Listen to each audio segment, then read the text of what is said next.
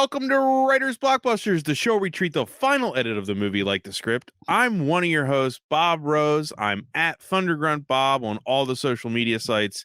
And right now, Jimmy George is going to introduce himself. I am Jimmy George. I am a screenwriter and script consultant, and my Twitter handle is at Jimmy R. George. My other handles are not that. I don't remember all of them off the top of my head. And now, Jamie Nash. I'm Jamie Nash. I am a screenwriter and the writer of the book Save the Cat Writes for TV and the Save the Cat Beat Sheet Workbook. And I have a new webinar thingy out there if you're interested in doing index cards and all that cool stuff when you outline your script. Check it out. It's on Save the Cat as well. And my Twitter handle is Jamie_Nash, and I'm JAMIE. People love to put the I before the M, but don't do that. You'd be wrong. Jimmy.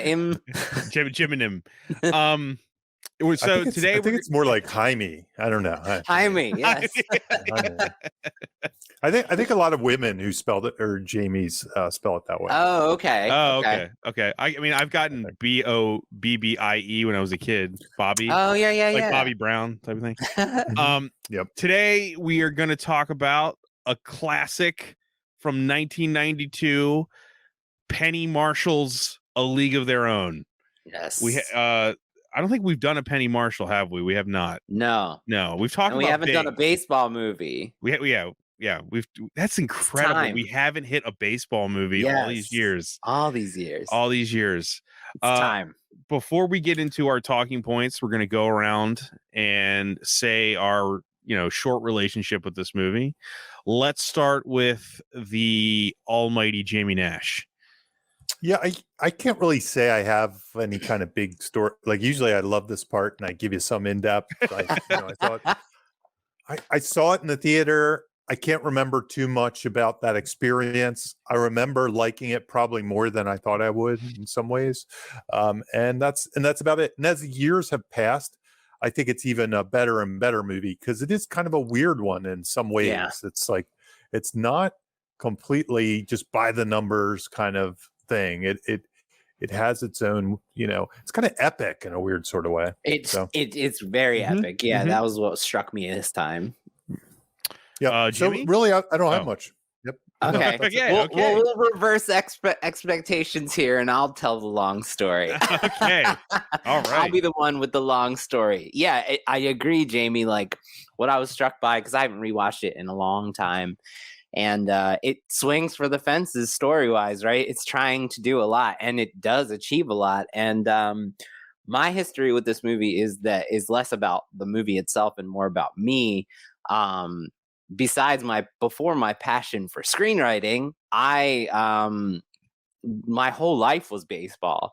I played like 80 games a summer. I was in these travel leagues where from the age of 12 to the age of 17, I was playing like 80 games a summer, and I was playing fall ball, and like I would train. It's Maryland, so in between those times, when you're training in the winter, it's literally snowing out. My dad would like hit a baseball into the air while it's snowing, and there's like 2 inches of snow on the ground. You can't see the ball anywhere. Like it's just white everywhere. And I had crazy asshole coaches like Jimmy Dugan scream at me. My favorite taunt that I was ever given was I was like 13 years old and I dropped the ball and my coach was like, my grandmother could have caught that ball and she's been dead for 20 years. So baseball's really, I have a huge passion for baseball. It's like a big part of who I am. And like it's there's a shit ton of baseball movies and there's a ton of great baseball movies, but this is my favorite one. And I think it captures the game. Like I think it's told by people who love the game. The way the game footage is captured on the field, it feels real. Like you're in the middle of the action in a way that I feel like other baseball movies don't do as good of a job as. So I love this movie, and I think there's even a ton of instructive screenwriting craft. We have a long list, and I did a big ass book report for this that I'm going to try not to go overboard with. But with all that said, I still think there's like a ton of stuff we're not even going to cover that you can learn from this movie. So if you're someone out there who's never seen this movie, first of all, why are you listening to this? But second, like, check it out, watch it. It's very instructive. It's a great movie. I feel like they don't make them like this anymore. Like, that's the way I felt leaving last night. Like, man, they just don't. It's epic, like epic in a unique way, like not with things blowing up, but like with 7-8 characters with their own stories, and it's just, I think it's a fantastic movie, and I'm really glad that you guys were on board with doing this, because I threw a bunch of baseball movies out there for you guys, and you guys both landed on this, and it just happened to be my favorite one. I was trying to stay baselined, but you guys picked my favorite one, so thank you for wanting to do this at all. Yeah, but there's my take. Yeah, it's interesting because so when I grew up, I played baseball, and my dad was a huge sports guy. Like, that's all he cared about. And I played baseball up until I was 10, I think, or I'm sorry, 10th grade. I played up till I was in 10th grade. And a couple things that you said kind of make me laugh, because I thought back to my dad. My dad loved movies, and he was the one that kind of got me into movies in some ways. He didn't like any of the movies I like. Like, he didn't like sci-fi. He liked action movies. He liked, and thrillers and stuff. Like, he didn't like horror movies, but he also did not like sports movies, because he just didn't. He kind of would. He hated that they didn't really replicate sports in the way he saw it and stuff like that. Mm-hmm. So generally, no sports movies were his favorite movies. But one of my first favorite movies that he took me to was Bad News Bears. So that was the other one that I probably would have done. The original. I think we could do it sometime. We could do it next April. Opening day, baby. Opening day. And there are parts of this that almost they remind me of Bad News Bears. The sports parts of it, the way it's shot, the way it's edited and stuff, reminds me of Bad News Bears in a lot of ways. Like, there's a little in Mighty Ducks too. We did Absolutely. Mighty Ducks for sure. Yeah. Yep. I mean, like, I'll try to be different than Jimmy here. I mean, I played baseball when I was a kid, but it's not that personal connection for me. For me, it's just, this is like I don't know, this is just like a staple of my childhood type of thing. Wow. Man, was it on cable or not? Like, yes, it was on over and cable over. and over and over. It was just something that I had watched probably in the 90s like 50 times. I would say easily 50. Wow. I don't even feel like that's an overestimate. I had no idea, Bob. That's great. Yeah, man, I've seen this movie. It's like so many times, but what I think rewatching it now, and I've seen it within a few years. Like, it's not like I haven't seen it. You guys seem like you're revisiting it way more deeply than I am. But as an adult watching it again, I can realize, there's a lot of stuff this movie kind of stuff that we don't talk about that this movie kind of taught me. Like, I remember as a kid, the scene where they're introducing them having to wear skirts. Like, as a kid, that taught me something that I had never even considered before. Like, that they were being sexualized, and and like that whole scene was actually very important and instructive to me about society. You know what I mean? Yeah. Like, there's a lot of pieces of this movie, and it's Penny Marshall's in charge of this movie, and it's historical and everything. So it's a learning experience. Yes, that I didn't realize I was having when I was a kid. And it's kind of crazy, not to interrupt you, but it's kind of crazy how it's very relevant still with all the gender, No, it's still very relevant. I mean, obviously, I think it's, we're not obviously not going to cover this, but I think the TV show, which I have not watched. I haven't either. Yeah, the TV show updates a lot more of the history with, like, the fact that a lot of the women were queer, and they talk about the struggle for, the non-white players that wanted to get in the game and everything. But, as far as a stepping stone, when I was a kid watching this movie a million times, like, to me, it just felt like baseball was something for everybody. Yeah. Which is, you know what I mean? Like my favorite baseball movie when I was a kid was this one. Yeah, like mine too. Right. Mine too. And it's still, it's the unconventional one, right? Yes. It's the unconventional one. Yes. So, yeah, I have nothing more to say really than I've seen it so many times. Like, I just have watched it ad nauseum, and it's a movie where I think it's got a few of those, like, culturally relevant quotes that have never gone away. There's no crying in baseball. It's like, you know, just, I mean, that just feels like, what would my life be without knowing that quote? I don't know. So I love it. Have always loved it. So this is a love fest. It's a love. I mean, yeah, it's just like a league of their own. It just feels like part of my existence. I can't explain it beyond that. Jamie, who wrote this shit? Yeah, and this particular that was a movie, double, Jamie. These two writers loomed large in my childhood. It feels like same. Yeah, Lowell Gantz and Babaloo Mandel. Their names would pop up, and they'd be these weird. You know, you'd notice them, like even when you didn't pay attention to the screenwriters. When those two showed up on a screenplay in a credit, you know, their names. I mean, maybe there's something to be said. Maybe we should all change our names to some kind of like Babaloo Mandel. And by the way, this was based on a documentary, apparently, which I've never seen. Has anybody seen it? I have not. I haven't either. I've watched YouTube videos about the real story, but that's not the documentary. I'm kind of curious about now after watching it this time. I'm kind of curious about the documentary because I bet you like tons of these small storylines were like little pieces of the documentary. You know, I could just imagine like there were little things like there were two sisters who played. You know, they weren't Dottie and Kit, but you know, little things. I'm sure some of the stuff we talk about, like wearing the skirts and the league was going to be canceled and you know, people's husbands being in the war and all this stuff was probably in the documentary, and they probably just, you know, cherry picked a lot of the fun and games, which we'll talk about in a little while.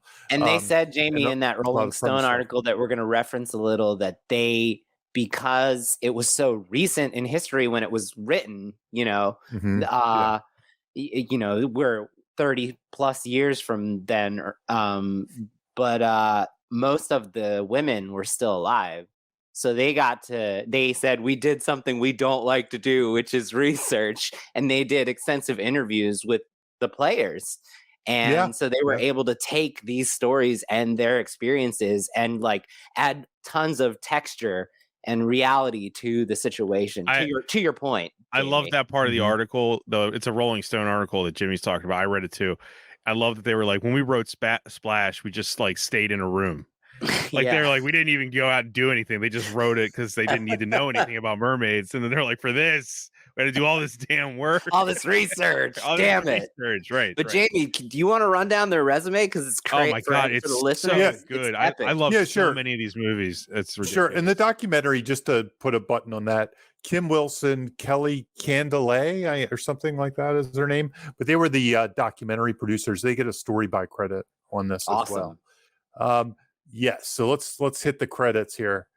And I don't really know their history as well as I should. I've never really dug deep into their history, even though, you know, I'm into screenwriting history and they pop up all the time.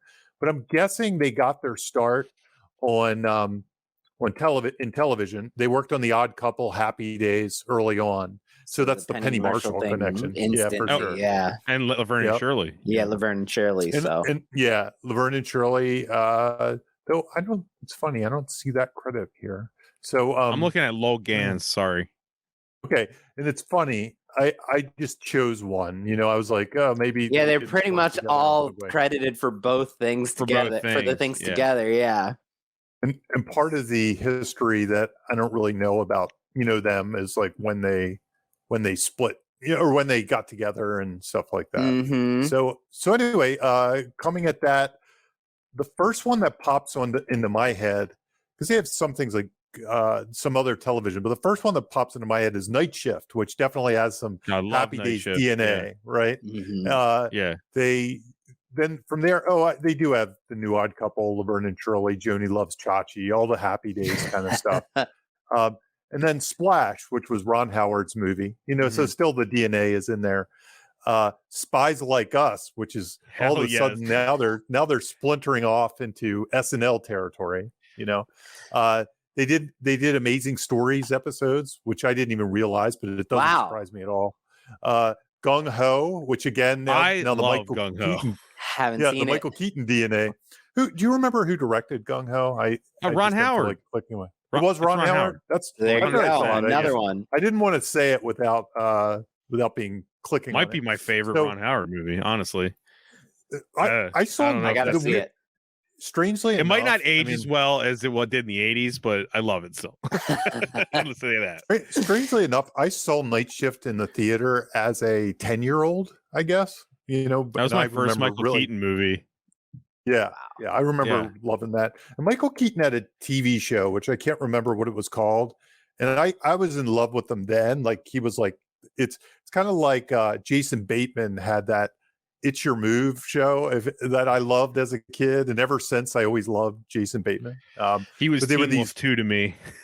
yeah, there were these TV shows nobody really ever heard of, you know. But I can't remember what Michael Keaton's was. It only lasted like a season, but he just kind of popped off the screen.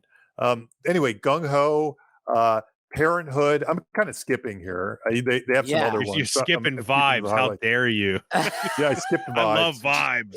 Yeah. City Slickers, Parenthood, Gosh. then A League of Their Own. Mr. Saturday Night came a little bit after that. City Slickers 2, of course. Forget Paris, Multiplicity, and then I also Father's love Day. Greedy. They did Yeah. Greedy. I love Greedy. Father's Day, Robots. And they did Forget Fever Paris Pitch, too. That's another unconventional structured one. Wow, cool. Fever Pitch, which another baseball movie, Tooth Fairy, Parenthood, and A League of Their Own television series based on. Wow. Mr. Saturday Night has a musical comedy coming I out. didn't know That's just that. weird. I didn't know that. That's existed. so interesting because in that Rolling Stone interview, they said the runner up for Jimmy Dugan was Jim Belushi. So it's What? funny that because isn't Mr. Saturday Night Jim Belushi? Mm-hmm. So they went. No, that's Billy Crystal. No, Mr. Billy Saturday Night's Crystal. I'm the thinking Billy of the other Crystal- baseball movie with Jim Belushi. Yeah. Yeah, thinking of something else. Right, yeah. And Mr. Saturday Night's a Billy Crystal biopic, essentially. Yeah. Okay, in I'm some ways. completely watching. But that, It's not that really a list is- biopic, but that list of movies though is pretty formative for me. Yep. You know, and it really I skipped over a ton of, like, you know, they're probably not as hugely popular, but pretty successful and popular movies. So it's not And you figure- surprising that we're going to learn a ton of craft from this script. Yeah. Yeah, no, Yeah, this guy. Did you? What was that? Seth Rogen. He randomly tweeted that he could learn everything he needs to know from these two guys on Wow. Twitter. It was in that article you sent. Yeah, that's they right, literally yeah. asked him, like, did you know Seth Rogen tweeted this? And he said, Lo Gantz and Babalu Mandel. I could learn everything from I need to know from that. That's awesome. Yeah. That's awesome. Yeah. I mean, on this, there's some weird ones, like I skipped, like Ed TV. That's not one I'd associate with them. You know what I mean? Ron Like, I Howard wouldn't though. think of It's the them. Ron Howard Another connection. Ron Howard. Yep. Yeah. You know, Yeah. So it's not Ed TV's There you go. fault that the Truman Show is a masterpiece. Yeah, it was the okay? silly, It's not- silly Truman Show. Yeah. It's not its fault. It's a fine movie. so box office wise, this finished number 7 in 1992. So it's in the top 10. I have the domestic numbers. This is domestic.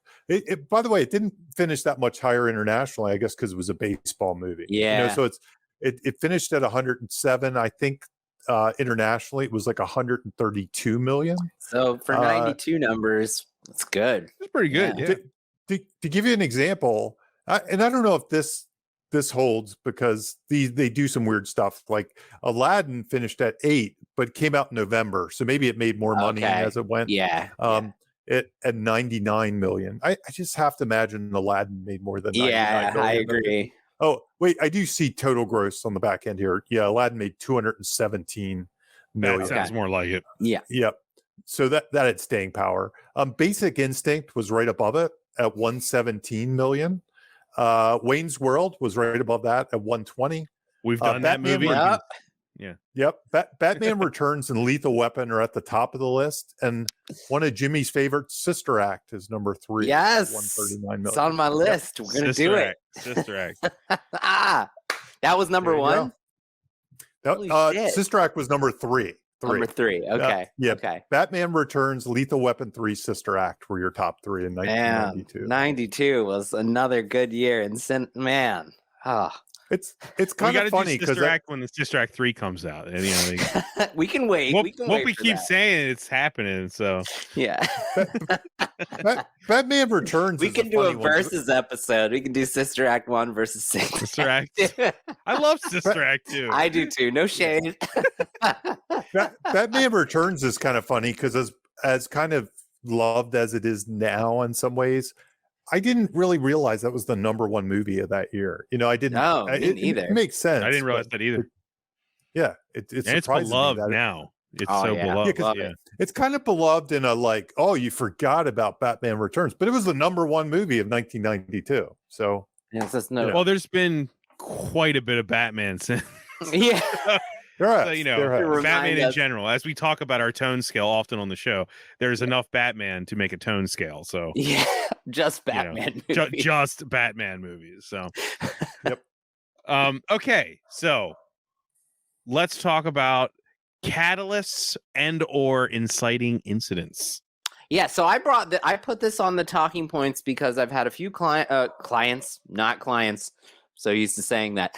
I've had a few listeners reach out and ask us to talk a little bit more about inciting incidents, and we have touched upon it plenty of times a little bit, but I feel like earlier in the show's history we talked about it more. Yes, we were hitting it from like from the start, and then we sort of like went away from it. So I figured Jamie Nash probably has a little bit more to say about it than I would, but so yeah. And the reason that I put it on there was because I feel like Jamie, this is a very prototypical one, right? Easy to learn. Yeah. It's one of the first things, and it's in all the books. And honestly, I think it's intuitive. Like once you kind of, it might be the vocabulary that sometimes throws people with it, like, catalyst, inciting incident.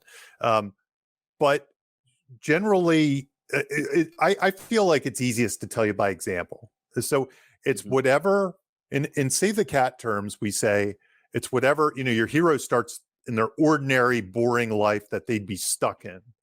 And what's the first thing that kind of comes to your main character and tips them off or pushes them toward the movie, the story, So it might be Peter Parker getting bit by a radioactive spider. It might be James Bond getting a mission. It might be Indiana Jones getting a mission. They come and they say, hey, the Nazis are looking for the Lost Ark. The visit by the FBI is the first thing that pushes him from school teaching to going to look for the Lost Ark. It's that first thing.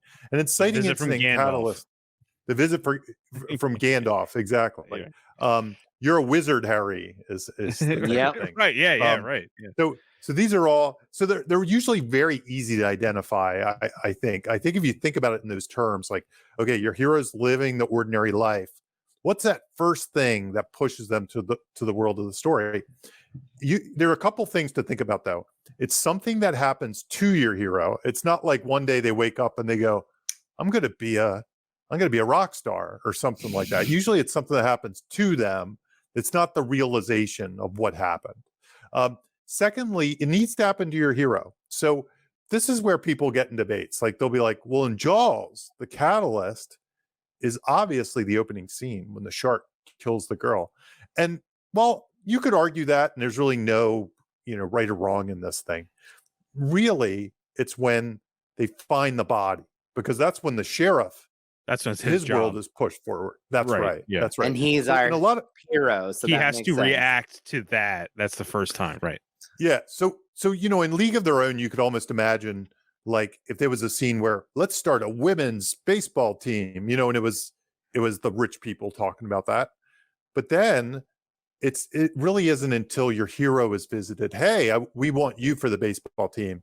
That would be the inciting incident, not kind of the rumbling, the thing that happened before the thing. So it's whatever. Just remember, it's the thing that happens to your hero. That's generally how it's described. And the only other thing I'll say, just instructively, like Save the Cat. One of the big things people quote when they kind of knock it is Save the Cat. Like says page 12. Get to it by page 12. whatever you do, get to it by page 12. And while I don't necessarily, if it's page 15, then it's fine. If it's page 20, it might be okay. But honestly, we've all sat through movies, at least reading scripts. Like I've read scripts when I consulted and stuff, where I'll be flipping through the pages. I'll be like, I don't know what the story's about, because until you get to the catalyst, you have no idea. Like it could be a different genre. It could be a sci-fi genre, and you're reading this drama and you're just flipping through the pages, and you're like, when's the story going to start? It's just a person eating breakfast and going to work and this and that. So if you save that catalyst, the page 20, 25, 30, it can be a really frustrating read. It can be very boring and very confusing. So that's why Blake Snyder said, page 12, do it by page 12. Now, again, if it's page 15, you're okay. If it's page 50, you're in trouble. If it's page 30, you're probably in trouble. And if it's page 20, you're probably in trouble. And if you don't have one, you're in big trouble. So anyway. Unless you're making Rocky. Or and this is for your cheeseburger, and unless you But no, the sorry, I had to say it. I couldn't. No, it's good. It's a good point. There's always exceptions, right? Jamie, you reminded me. One of my friends, who's also a screenwriter, calls what you described not getting to the catalyst the false start. And I have read so many scripts that there's just this other story that happens before the actual story begins, and it's not treated like a prologue. It's just treated like necessary backstory. And I think there's something to be said about the value of, it's that why here, why now? Why does the story have to? Imagine if we like hung out with Dottie and Kit on the farm, like, and working at the dairy factory for like 20 minutes before we saw them play baseball. And then Eddie, the talent scout, comes to them on like page 30. Like instead it happens on page 12. Like, and it's funny that you said, handled with one line too. Yeah. All you just said is handled with one Jamie, line. It's so funny that you said the Save the Cat page 12, because it happens at exactly 12 minutes. Oh, well. Yeah. And this one probably by accident. Can I ask a question to you, Jamie, that I should probably know? When was Save the Cat published? I'm not sure the exact date, to be honest, but I think it's like 2000. I probably have the book around. I think it's like 2004 or 2005. But remember, Jamie was working with Blake before the book happened, and he was playing around with all this stuff. Well, what I was trying to say is, like, the book is reactive to things that worked in the past, right? So yeah. That's what I'm saying. Is like the book is a reaction to why stuff like this, like League of Their Own, works so well. The cheeseburger experience. Page 12 on their own. That's not because of Save the Cat, because so many hate Save the Cat. In fact, it's a chicken egg thing, Yeah. In fact, I read Sid Field like when I was in high school, because I was constantly like chasing movie information. And Sid Field's book Screenplay, I think, if I'm remembering correctly, said page 15, the inciting incident. Oh my gosh, sacrilege. Yeah. So when Blake came around and said 12, I think some people were reacting. Yeah, some people were reacting. Whoa, Sid Field, he said 15. Those are fighting words. I think there was a little bit of a in 2023 he was throwing it down. It should just be like they keep lessening it because everyone's attention spans like TikTok shorter. You know what I mean? Now just your inciting incidents like page 2. Yeah. Again, I gotta I don't know this person. I haven't read this book, but I'm gonna buy Kill the Cat, which is a book that's coming out, and it's gonna say the catalyst is on page 4. I don't know. Right. Kill the Cat. Why Jamie Nash is wrong. That's the subtitle. That'd be kind of amazing. Yeah. Hey, I nailed it. Yeah. Save the Cat came out May 25th, 2005. So I had the year right. The weird thing is I never remember, because I remember what I was doing around that time in my life. And I remember when he wrote it, and he sent like the early draft, but it gets all a little fuzzy. Was it 2003, 2004? I just brought it up because like I know people like hate Save the Cat. We've talked about this like 3 episodes in a row. It's so funny. Well, you know what I mean? Like what I'm saying is like the book is a reaction to things that work. Yeah. So us saying League of Their Own, it has a 12-page, on the 12-minute mark. On the 12-minute mark, it does that. it's because it worked, and that's one of the examples probably feeding into the book being written in 2005. Exactly. Right. For the traditional arc plot cheeseburger experience. Yes. Well, here's the weird thing too. Blake was an active screenwriter in the 90s. That's when his career was at its height. Right. And when he was working. So it wouldn't shock me if he knew these two writers. You know what I mean? Probably. He was operating in kind of their world, like similar, like they were probably like his, like, I want to be them. I want to be those two, because they were very similar in style to what he was trying to do. That makes sense. Yeah, that totally makes sense. But they might even have said page 12. You know what I mean? Like, they could have told him put it page in your 12. book. Yeah. They might have been like, yeah. A lot of said the page stuff he got 13, was and he was like, no, bring it down. Yeah, 12. That's right. I'm gonna put 12. No. But I brought up the catalyst on this episode because I felt like this was a great, easy, like big scout comes to the farm and says, we want you to try out for the team, and that changes everything. That's the spark that lights the flame for the movie. So yeah, it's a really easy to learn from example if you're out there confused at what an exciting incident, what a catalyst looks like. I feel like this movie is a really easy example of all those things that you just explained, Jamie. So thanks. Jamie and Jimmy told me to say this because I told them that I had watched a film, which I won't name. I had watched a film just 2 days ago that had no inciting incident, and at the 45-minute mark, I was losing my mind because there was and like, you know, there's just it. You think these things are common and common sense, but a lot of people just hearing these simple things sometimes. You know, we've talked about it, but revisiting it is important because there's filmmakers that are finishing their movies, and then I watch one and it has no inciting incident, and I'm like, if this person just understood what an inciting incident was, you know, it's not as common as you might think. You know? Yeah. It's funny because I used to always say that the thing that helped me the most in screenwriting, and we were just talking about this, we were like saying some advice you get is read screenplays of movies. I don't love that advice, but the one piece of advice I would give, I used to read my peers' screenplays or people trying to do things, bad screenplays, I'd say. I'm going to call them bad screenplays. And that taught me a ton because I would read, imagine if you're reading some amateur's version of League of Their Own, and they do spend 50 pages on the farm, and you have no idea what it's about. And you're just flipping through and you're like, why am I reading these two girls on a farm? I got better things to do. And you're flipping and flipping and flipping. And then page 60, they get to, you two should play baseball. And it's like, what the, you know, it's like, oh, and then the movie doesn't start until then. Yes. Yeah. And I can't tell you, in my early career, I read tons of scripts that were like that, that were just like, they started on page 30 or 35. And when you don't know what it's about, that's even harder. And that's why when I consult, I don't know if Jimmy does this, I always ask for a log line first because I want to know what their intent is. Exactly. You know what I mean? So that's all. That's what it's all about. So that, you know, you're not watching a dairy farm. No. So the first thing I ask for, Jamie, is that because what happens is, the writer knows exactly what they're trying to do, but the execution doesn't match that intent, and so you it's really awesome to get aligned with a person's intent and be like, oh, this is what you want your movie to be. Well, then how we reverse engineer that is, like you said, that spark needs to happen like 30 pages sooner. Yes. Right. Because then you go like, see this, read this sentence that you just wrote that describes the experience of your movie. That experience does not begin until page 60. We need it to begin as soon as possible, like 10 pages, 10 to 15 pages in. So yeah, that I always do that, Jamie. Always. I know that we're going to talk about this on another point, but I wanted to say too, like with Jamie, what you said, like how you might not know what a movie, if it's about the dairy farm for 40 pages, you're like, what is this about?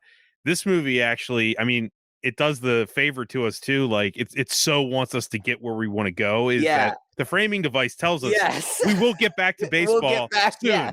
Yes. Like we're going to go away for a minute and then we're coming back to baseball. Like it literally promises you that. Like so you're not even lost there. Yes. You know? Yeah. We have a compass right from the start. Yes. Right. If anything, this movie, which is like a 2 hour plus movie, it's pretty long. 2 hours and 7 minutes. Yeah.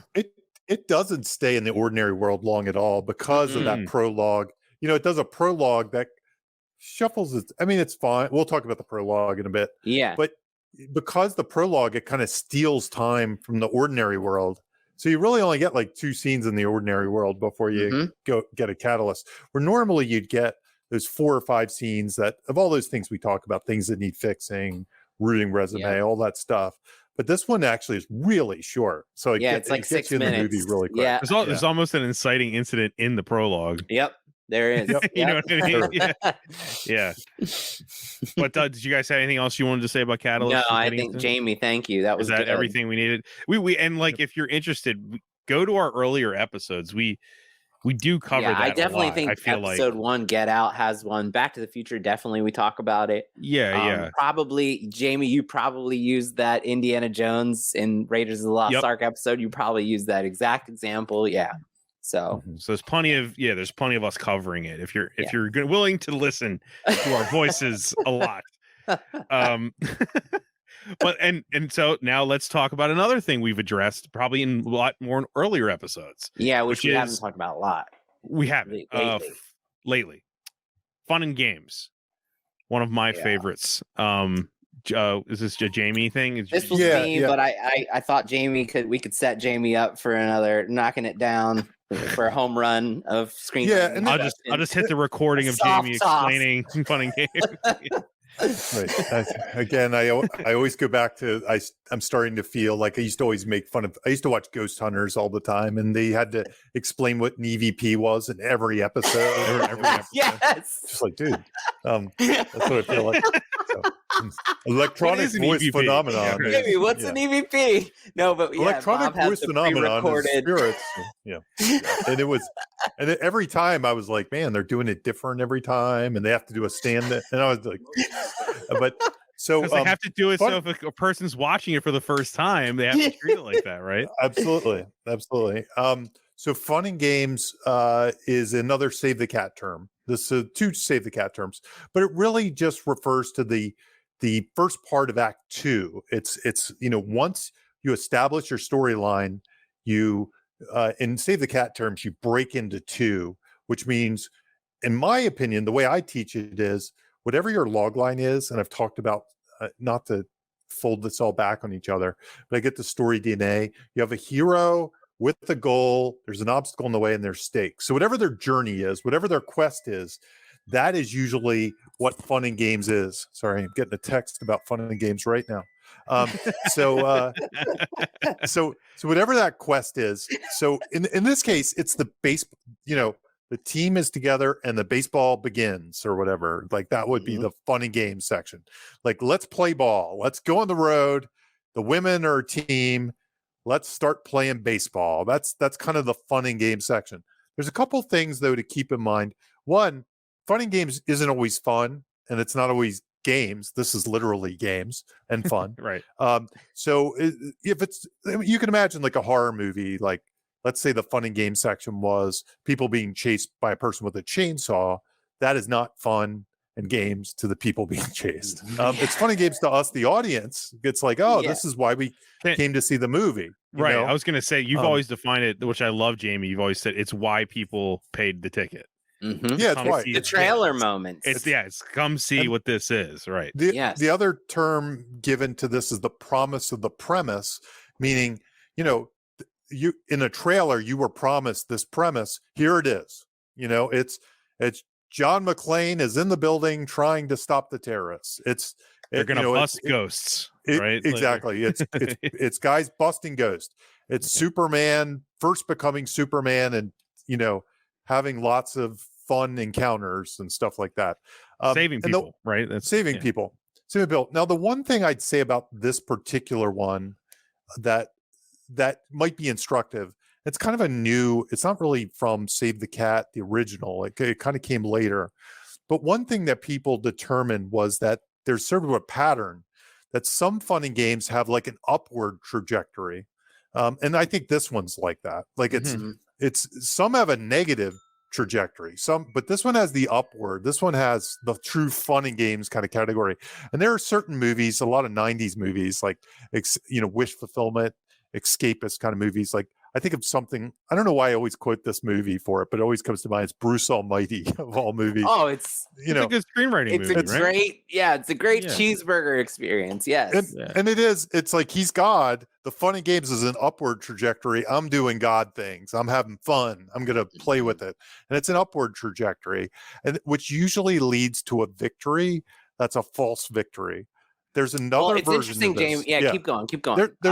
There's another version of this too. And by the way, it's hard to pin the midpoint of this one because there's a few things that happen in the middle, and I'm not exactly sure. Like I was like, maybe that. I don't. It doesn't really matter. Feel like there's almost like 2 fun and game sections in this. There is, yes, yes.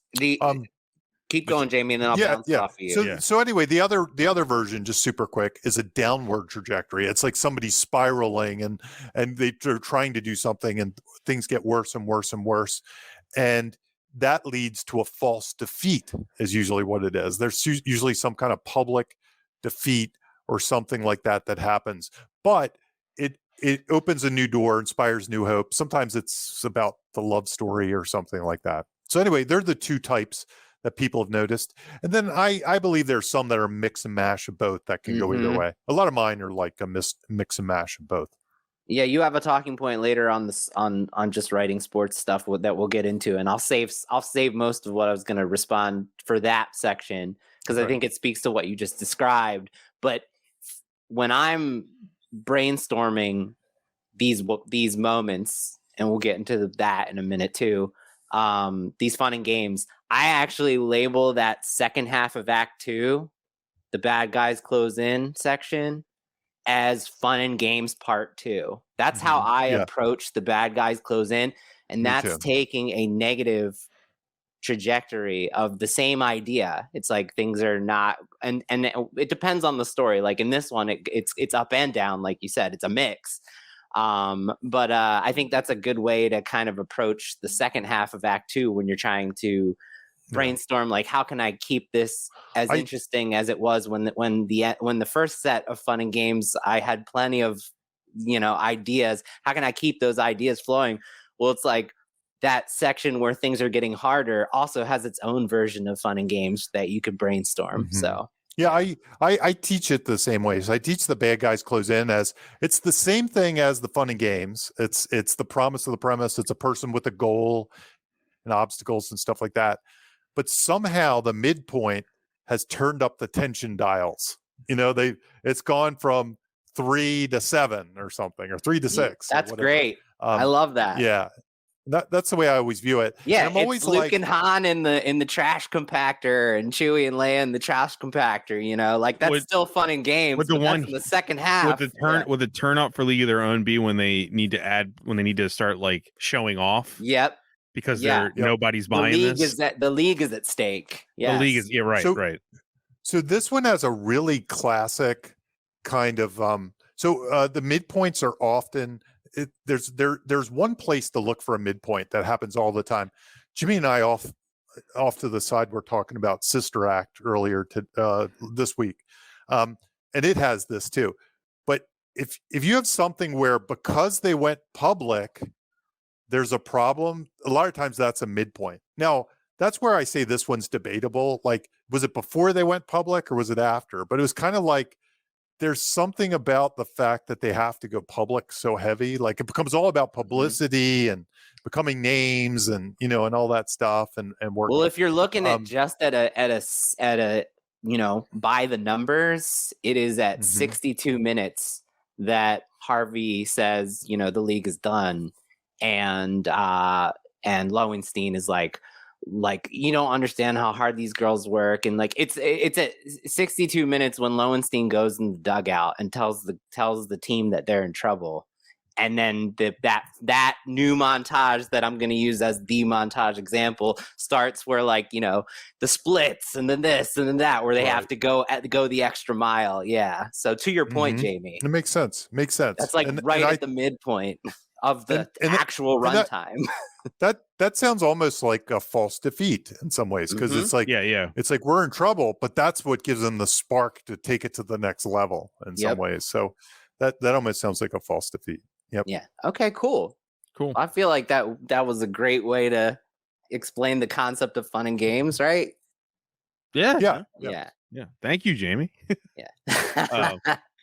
End recording. Yeah, we're yeah, done.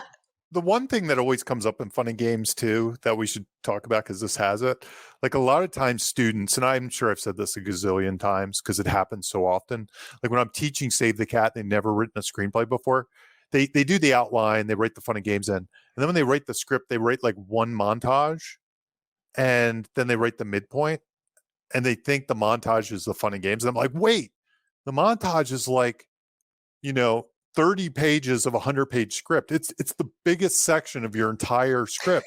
And somehow they want to skip over it with a montage. And it's 1-page montage.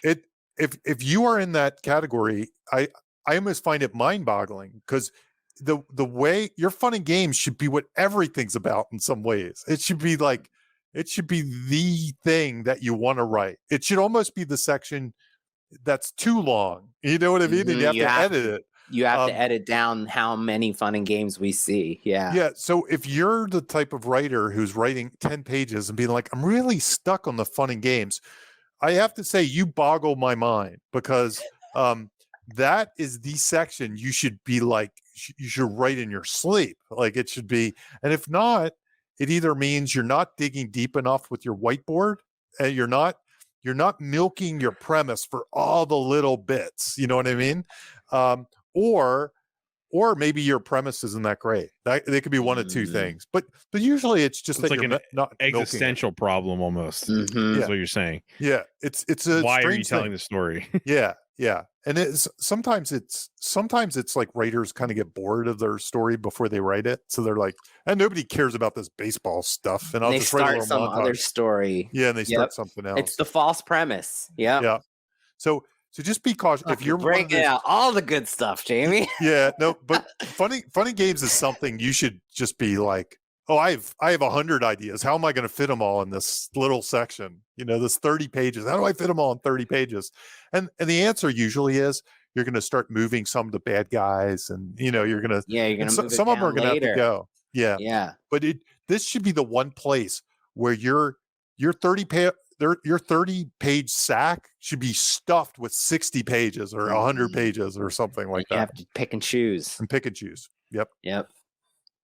It's good. Well, you kind of gave us a great segue there, Jamie, because you talked about the whiteboard.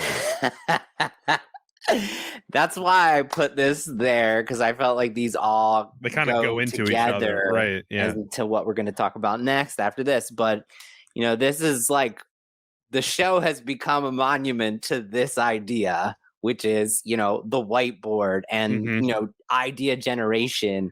And what we've come to realize is, like, all the great movies, what they do best is they deliver heavily on the promise of the premise. So to Jamie's point, if you're having problems figuring out what that means and how to do it, there's a process to it, and hopefully this can help you. I have an equation that I've talked about it on many episodes before. The Ghostbusters Afterlife comes immediately to mind. The Batman episode. I'm gonna use some examples from both of those, but I call it the ordinary to extraordinary exercise. It is Spielberg, everything that you can think of in a Spielberg movie, all the great moments, it's the rippled the water glass rippling, an ordinary glass of water is imbued with such meaning that is so specific to the movie that you're watching that every time you see a rippling glass of water ever again, you think of Jurassic Park, right?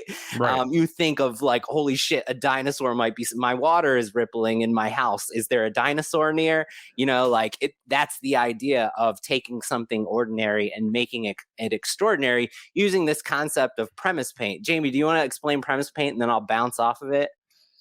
Yeah, sure. So premise paint is it's kind of this metaphorical idea that you can take something that other movies might have, maybe even tropes, maybe even or things that maybe people would expect in the plot, but because you have a unique premise, like in this case, women playing baseball is different than just baseball, right? So you can imagine all the scenes in a baseball game or I'm sorry, in a baseball film, But then what if we sprinkled the women? Like, how does that make it different? How can we paint the scene with women, women playing baseball, this unique league that happened?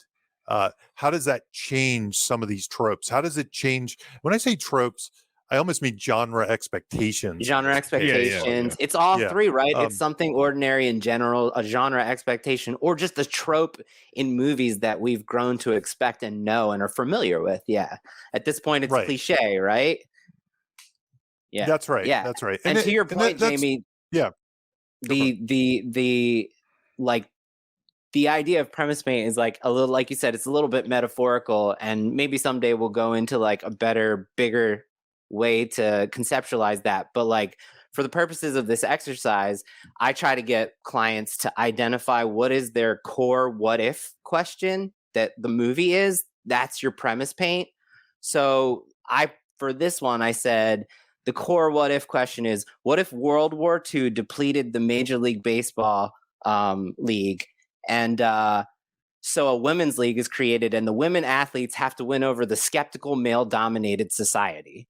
That's the what if. So that's your paint, like asking that question. What does that question look like on top of all the standard baseball scenes that we are used to seeing, all the just war related scenes, a war related, and just anything you can think of that we would associate normally with what's happening to these characters. How can you paint it with that what if scenario and make it unique to it's something that we could only experience in this movie? So I'll give you a couple of more examples of like the concept itself from other movies. So you take something ordinary, whether that's a trope, whether that's just something in life itself, and you put the premise paint on top of it, you get something fresh. It's as simple as that. So for instance, the mashed potato mountain in Close Encounters of the Third Kind, right? Like it's an ordinary dinner scene plus the premise, a guy losing his mind because he's having psychic visions from aliens, and he forms the alien mashed potato mountain. That is a pile of mashed potatoes that expresses the premise that we could only see in that movie, right? An ordinary, a cliche piece of dialogue combined with the Batman paint, we get the Penguin saying, "What is this? Good cop, batshit cop?" That's how you take an ordinary cliche mind, you paint it with the premise, and you get something that we could only experience in this movie. In Ghostbusters Afterlife, the target practice cliche, right? The target practice trope. What does that look like with a proton pack? You get a proton pack obliterating like not just the bottles and cans, but like the fence that they put it on, and then all of a sudden we're watching target practice that we could only experience in that movie. And I think that this movie has so many great examples of, Jamie, what you were talking about, like, this is a baseball movie we've seen, but now with that unique concept of women during World War II, where the society is against them and doesn't respect them, what does that look like, right? So yeah, I figured between the three of us, we could riff on like examples of that. I do have. What does it look like to slide into a home base with a skirt on? Oh God, yes. Right. I mean, you can only see that in this movie. See that in this movie, right? And and the crowd is cheering them on to do so. Yeah. The first one that comes to mind. The first one that comes to mind for me is there's no crying in baseball.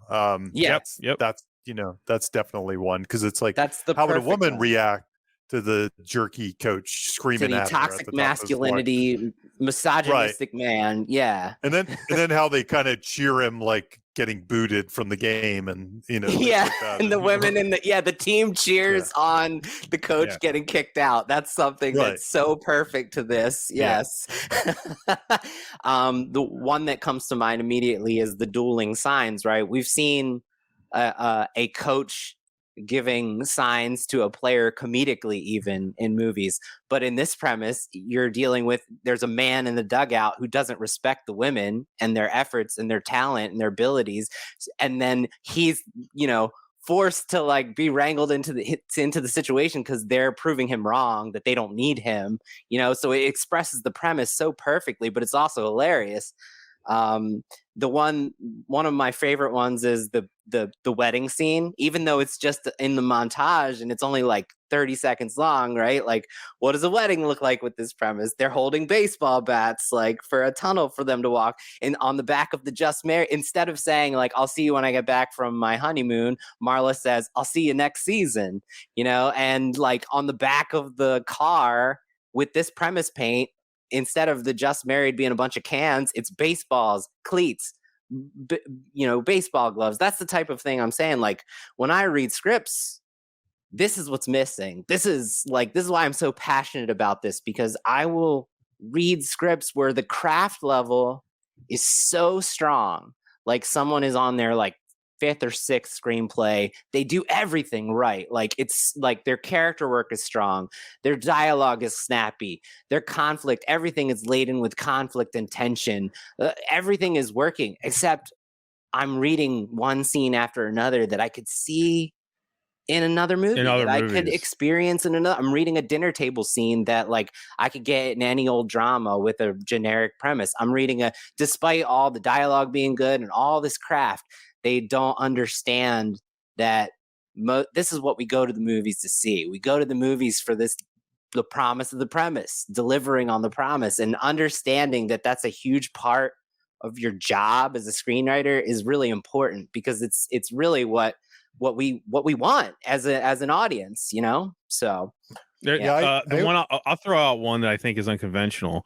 It's when the bus driver quits because of the kid holding that. The bus driver quits, and because this movie, and the uniqueness of this movie is that I always find it funny that none of the women volunteer to drive. Yeah. It ends up being the alcoholic who just woke up who ends up driving the bus because he's a man. And you know what? It's expected that a man drive the bus. They might not know how to drive, dude. And that's also true too. And it's the 1940s, and yeah, it's everything that can be just found in this movie with the construction of it. Right? Yeah, I remember learning that my grandmother was like, when she was a teenager, it was like unique to her community that she could drive. That was like a big fucking deal. Like that she could drive, because she had a poor family and she had to work. So she had to drive to work.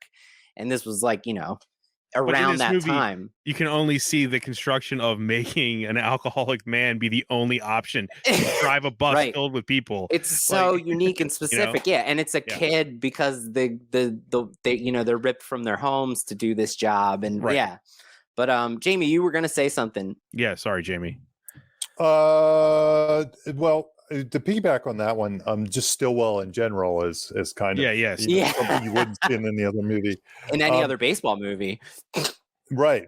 What I was going to say, it goes back to what you were saying, Jimmy, is when I see, the weird thing is when I see premise delivery, and this, I could be all wrong. I'm not a producer. I'm not an agent, but that usually is what tips me off to this person's pretty good the most. It's the thing that impresses me the most, because I feel like just to get past the rope, you have to figure out your structure. You have to figure out your storyline. That just gets you past, that gets you in the door. And then when I see somebody come up with premise delivery, it's like, this is somebody that has ideas. This is somebody that's connecting the dots. This is somebody that's turning something, an idea into something commercial. Like on one hand, there's the basics, the craft stuff we talk a lot about. That's the bare minimum you have to do, and then connecting the dots and coming up with all this cool stuff, and painting your scenes. To me, that's the thing I'm always impressed at. Like whenever I read a script like that has the craft and does that, that's when I'm like, oh, this person, you have to watch them. This person might be the one. It's kind of like somebody that writes a script that's really funny. It's the same kind of idea, right? It's like, oh wow, this person really knows comedy, which is rare. It doesn't happen a ton of times. But I think stands out because of that talent. Yeah, that ability to do that. And I think the premise paint one is more controllable. Like I think it's more, comedy can be a little subjective and stuff like that. But I think you can control your, just painting your scenes with premise from end to end. Jamie, I'm on because I'm a numbers guy. You know me. I know all this shit exactly. I am on script number 389 of my. I've been consulting on scripts for since 2016, and I am on script consultation number 389. And my number one note now, it didn't start this way at all. It has evolved into this because it's the common denominator of what's missing. My number one note is, this is great, but it's not premise specific enough. It's not expressing that premise specifically enough to where I could only read it in your script and no other script that comes across my desk. So not premise specific enough is my number one note. I probably write it, at least 20 times per consultation. This is a great line, but could you paint it with the premise a little more? Things like that. You know what's a cousin of that I've seen lately, and I honestly see this more often than I see the really good premise pop, is authenticity. Mm-hmm. Like people that, let's say they were a spy or something like that, and they're writing something at a level that it's the real stuff. You're just like, whoa, this person lived this world. And it's just like oozing from the page. Like authenticity and premise stuff kind of go hand in hand to a certain extent. That's a good point. This feels very authentic because they did their research. Yep. Yeah. Well, there was the last one that nobody said, but that's a great example too. The War Department letter is fucking. Yes, that's one of the best, again, man. We have seen that scene many times. Not like this. War stories. Yeah, but or just losing a player because they got married, or losing a player, right? Yes, like yes. But you combine it with all the unique factors of this premise, and all of a sudden, it becomes like, if you show just that, this is like distilling all this down to like a single point, in my opinion. If you can show one scene from your script to someone and not explain anything else, they can get a really good idea of what your movie is just from one scene. This is a great example of that, right? If you don't tell people what the concept is and you just have him come in and say the prayer and do all the things about the game they're about, and then the end of the scene comes and they get a note from the army, like, you understand what the movie is about so simply because it so perfectly captures the whole story in one scene. So yeah, women playing baseball, 1940s, World War II, while their husbands are at war. All covered in that one scene. Yep. Right. Yep.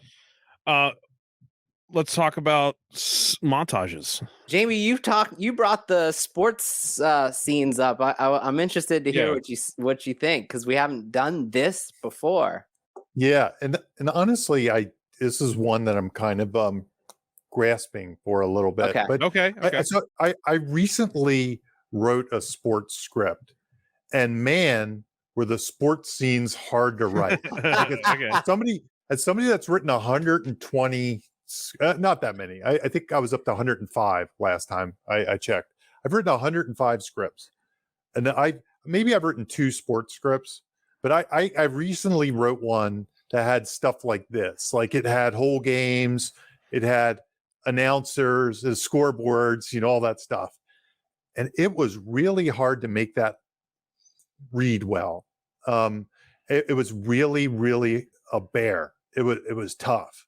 So I just wanted to kind of to give you some of the experiences I had, because I recognized him in this movie. I was like, oh, I did that trick. I did this trick.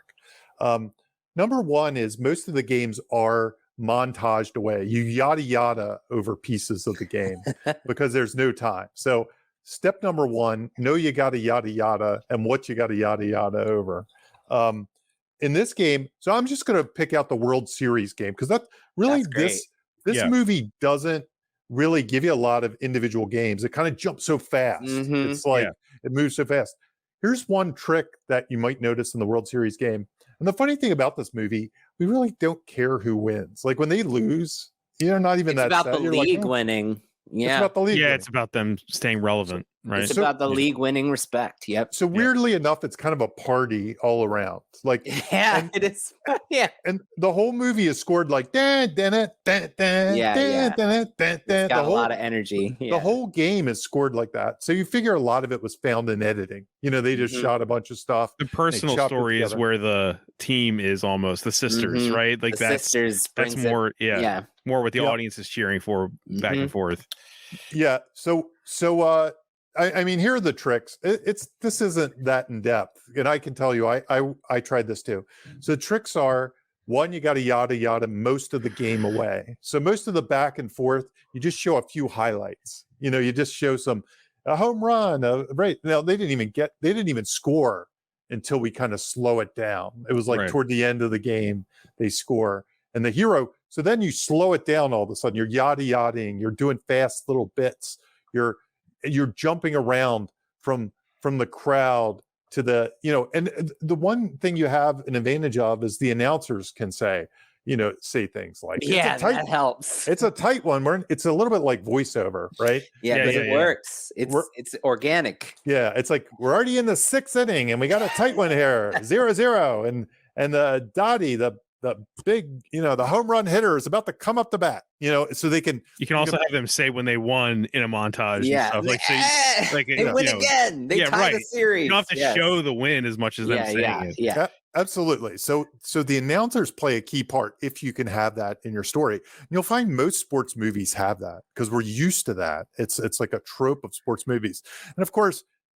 For years, they've tried to turn that into a comedy device. They kind of like every single thing from Mighty Ducks to Major League Dodgeball. They turned those people into Best in Show, for that matter. Best in Show is a great example. Yes, they spin. They don't just say the thing they're saying. What a beautiful bitch. Yeah, exactly. So you can use that. That's one part of it. Montage writing that. Then you slow it up for key moments. But even in those key moments, notice we're not getting in League of Their Own. We don't get really like a real baseball scene, which could go on for 5 minutes, one batter. It's like, wow, strike one. Wow, strike two. Yeah, bam. It goes so fast. Yeah, they're moving so fast through that stuff. Nobody has time to wait or anything. I imagine in a different movie, it might slow it down even more to get the drama of it. Let's also remember there was a 4-hour cut. So could have been in there, Jamie. We don't know.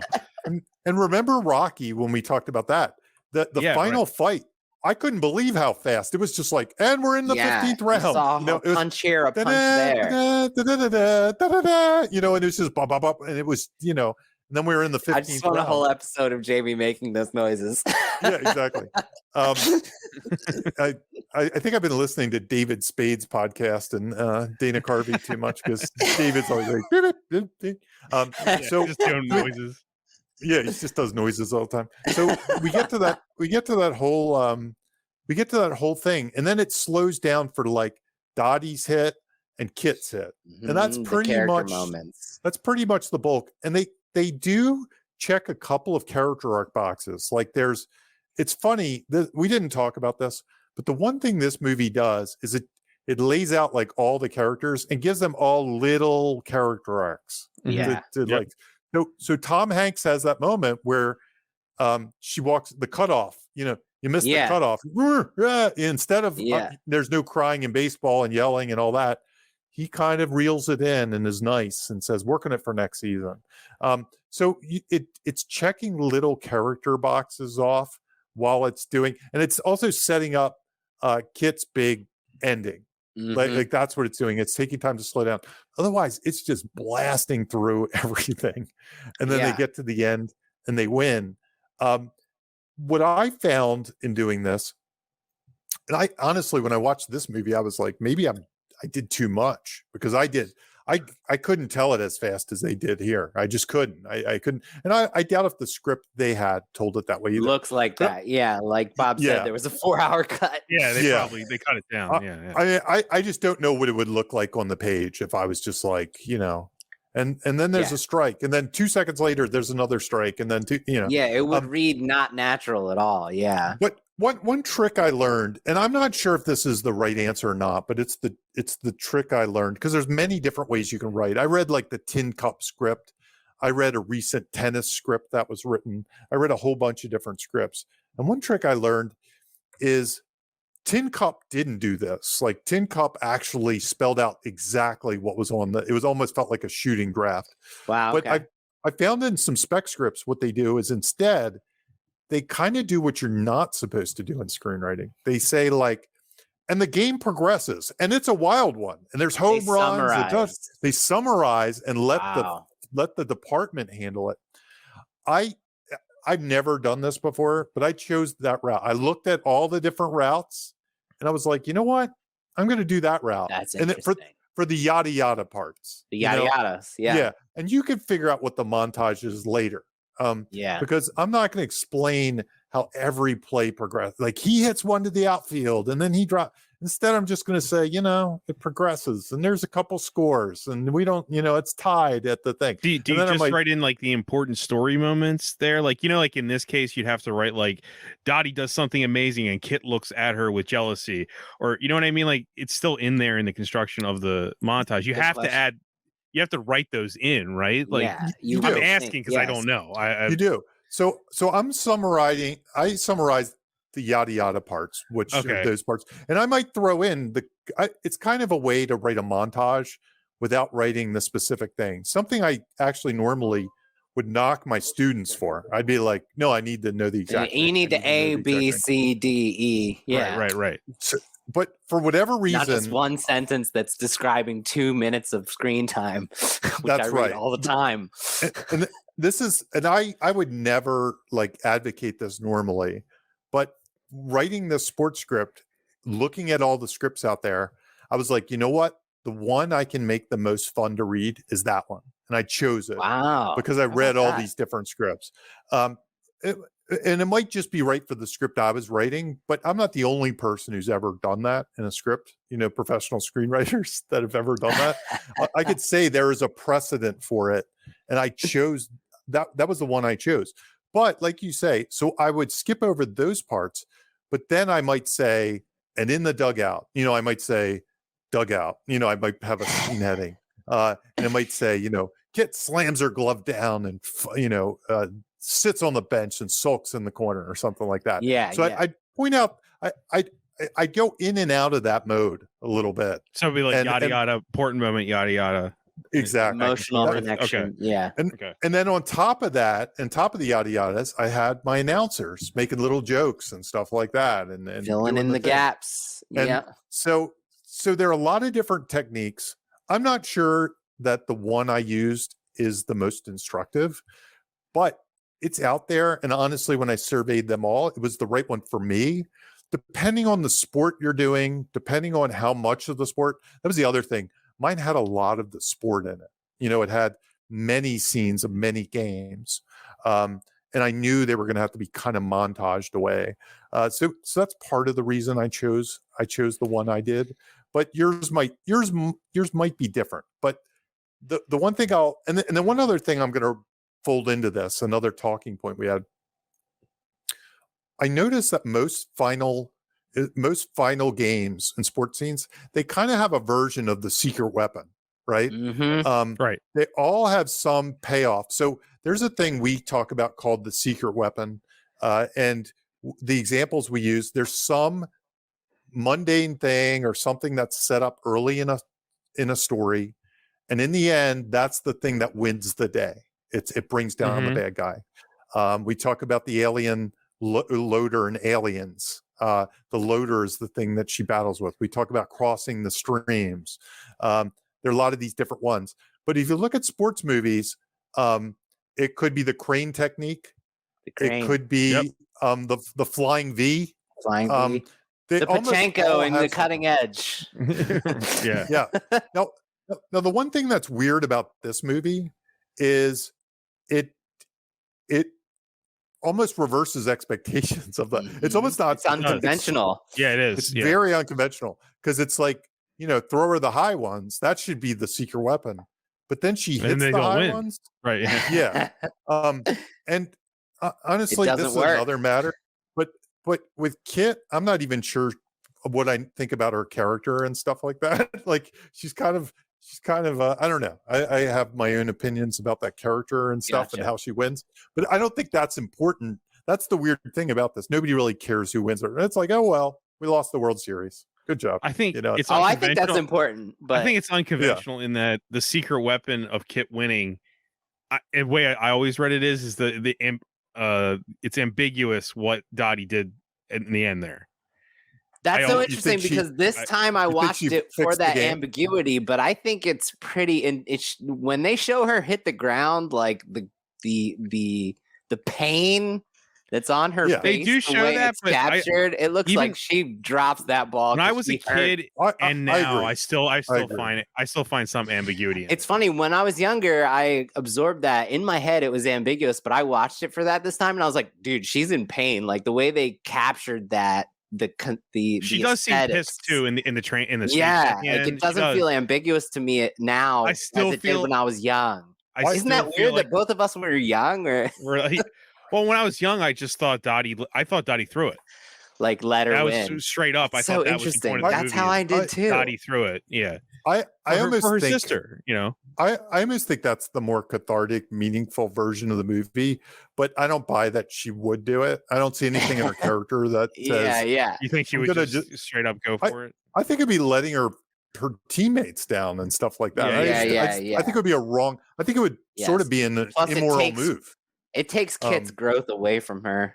Yeah. Yeah, I think it would be unethical, and I just think it would be wrong. So I don't really I think that's she what did makes it interesting. I think the fact that we can still argue about That it. it's not 100% crystal clear. Yeah. I tend to agree that it would be more interesting, and it would. It also could be not front brain of her, like, you know what I mean? Like she dropped it, but it wasn't like on the front of her mind to do that. But you know what I mean? You do some things you don't understand why. Like that's true. Like, she did it for her sister, but it was like subconscious, It's a weird thing because movie logic says if you don't learn the lesson, you should lose. She doesn't learn the lesson, and she wins, and it's a little weird for me, that spot. But anyway, it's the secret weapon. It kind of pays off. It doesn't pay off in this case in the way, but it pays off in the final moment. Pays off for Kit. Yeah, I think it pays off emotionally. Dottie for the says it. sister's journey. Like when Dottie goes up and says, "This is how you beat her." There's something emotional about that punch. Like it's there, even though it might not work. Yeah, right. I think it works. Yeah. Well, I mean, she hits it. Yeah, that's what I meant. Yeah. I got it. I'm just saying it works. It works emotionally, but the actual secret weapon doesn't work. Yeah. Maybe you'll disagree with something I'm going to talk about later with the old way, new way. Then, based on this conversation, Here's the weird thing about it. Like in my opinion, and this is the problem with lay off the high ones. It's not very cinematic to lay off the high ones. You'd have to do they'd have to force it to a 2-3 count or something like that. It would be kind of boring, And Jamie, would you prefer like they named a pitch or something like throw her the stinker? You know what I mean? Like, the knuckleball, the knuckle puck, right? Yeah, You know what would work better? Swing at the high ones would actually work better, and she doesn't do it because here's my this is me rewriting the movie. If rewrite this classic. If Kit finally realized that she didn't have to live her life not doing what her sister told her, and she won because of that. Like she realized that, hey, maybe my sister does have some good ideas, and I don't have to be just pissy about it and not do it. And I win. That to me is a better character arc than I'm just going to do it my way. Screw her, and I won. There's something weird. Interesting. I read it as Kit really hard at the end, right? I read it as in the past she was in her own head and letting her self-doubt get the best of her, and by this point in the story she had enough self-respect and confidence that she could hit the ball that didn't get past her. It's funny. Well, I mean, I will say this, as a baseball player, my greatest enemy was me. And when I was up there self-conscious, so for me, this was very true to playing the game.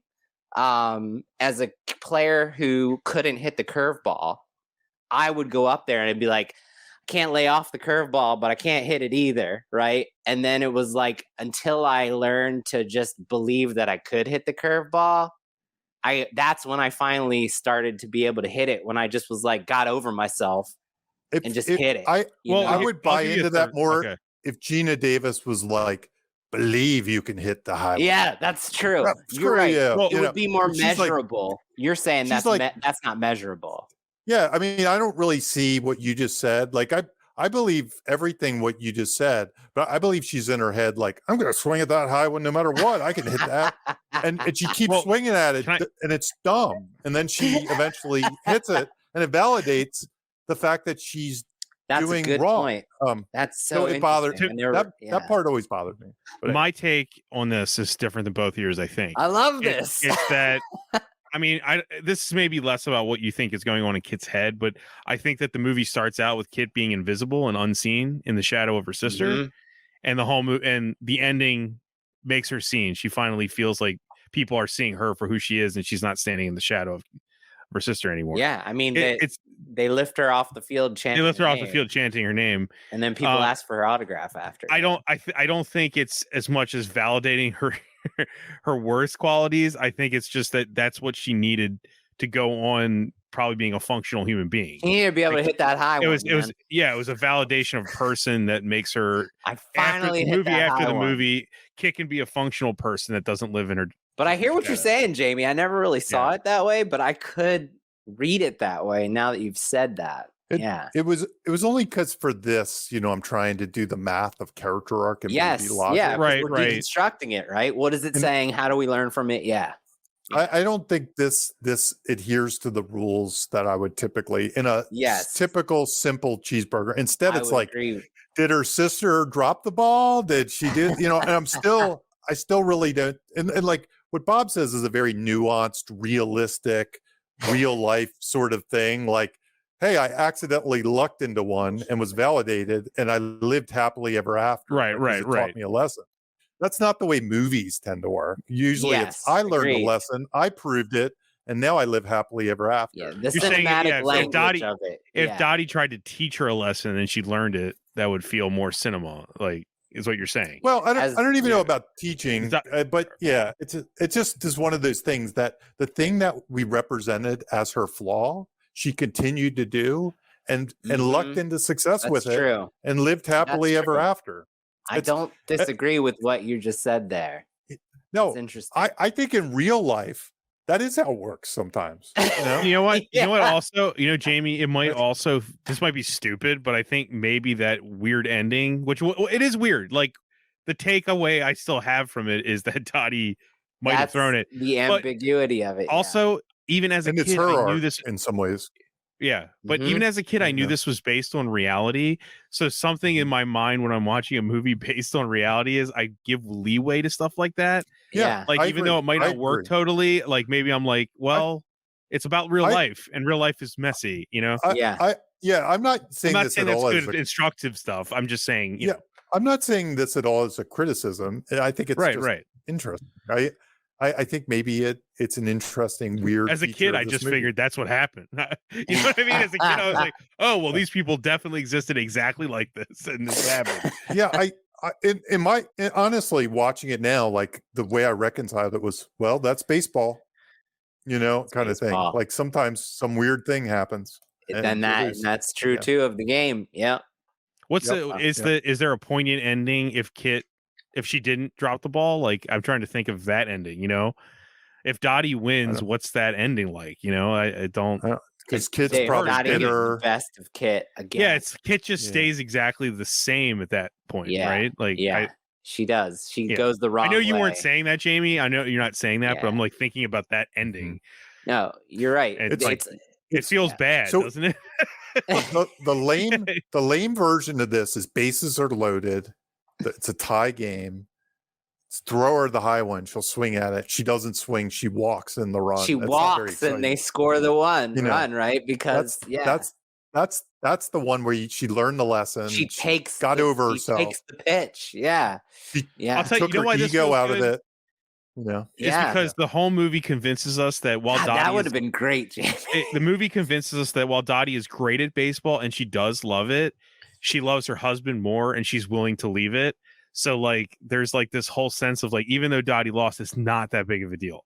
Because she's got Bob. She's got Bob. And it's like she doesn't, you know what I mean? So that it doesn't feel painful that she lost, That's so interesting. I didn't read it that like that either. But it's true though, right? Like she says so many times, like, I have my husband. So when we go into I'll save it for the framing device, because I actually think the movie is we should go into that. Pointing that pointing to what you just said as a bad thing, because the framing device is exploring all that and showing her that. Anyway, we'll save it. Let's talk about the framing device. Jamie, when's your out? It is. I'm just 30 minutes from now. We have 30 minutes. It's like 2:40, 2:45. Okay. No, I want the people to hear this. This is how we make the show on a razor's edge. Yeah, it's great. man. It's great. So we'll skip to the framing. We do it for the people. We do it because I definitely want to talk about the villain stuff because I think it's unique to this movie. Okay, but definitely. Where do you want to go? You want to do framing or you want to go to Jimmy? Go to Jimmy first. It's weird to talk about Jimmy when my name is Jimmy. So, Jamie, we've only talked about this a couple times, and I feel like the last time we did, you had a good way to conceptualize this. But this movie's a great example of when society is the villain, you need to put faces on the societal ill. And this is like a movie where society is misogynistic, and it's the exact same thing as Legally Blonde, oddly, which is the episode where we went into every character and showed how they are a face of the societal ill, which is based on their gender. They're placing limitations on them, and they have the society is like a male-dominated, misogynistic society that's disrespecting them. And it's a male-dominated sport in a male-dominated society. Yes, it's a double whammy, of that. Double whammy, yeah. So, like, if you're out there and you have go ahead, Jamie. No, I was just going to say, we didn't add this to the talking points, and I'm not going to go into it because it would cause me to define it, but I'm going to say it anyway. I'm going to say it without explaining it. So this will be an Easter egg for those people who listen to all the podcasts. In Save the Cat genre terms, I guess this movie's a golden fleece, which is often sports movies, road trips, but this usually comes up in institutionalized, and I could almost argue that this movie is an institutionalized movie. It's kind of it's kind of a weird thing. Institutionalized is a person who it's almost like society is, and you could view the team as being this, like it's getting pushback from the institution, from the man. And it's common in 100%, dude. No, it's great. It's and they have to triumph over that, not winning the World Series, but they're trying. That's why they're I'm like winning over the institution. Yes, 100%. It's the most. They went over the fans and the Harvey Bar guy. Yes. Yeah, it's the most common place where you have to do this, putting a face on it. So, like, One Flew Over the Cuckoo's Nest needs Nurse Ratched to represent the system. It's the warden in Shawshank. Yes, exactly. Yes, very good. Exactly. Yeah. So there's part of me that feels like I'll have to do a deep think on that. But it'll be for when we revisit all these podcasts 10 years from now, and we're like, we revisit or rewind. Anyway, keep going.